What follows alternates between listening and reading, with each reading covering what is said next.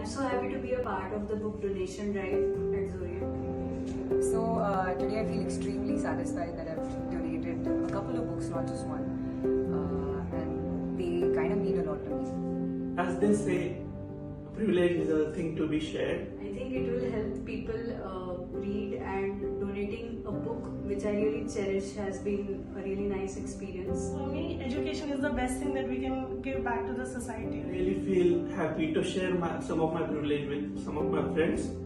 I feel that this will help to enlighten some soul in this world.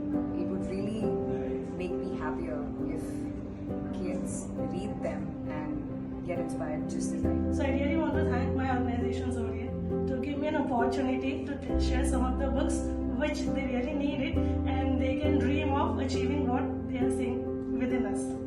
Thank you.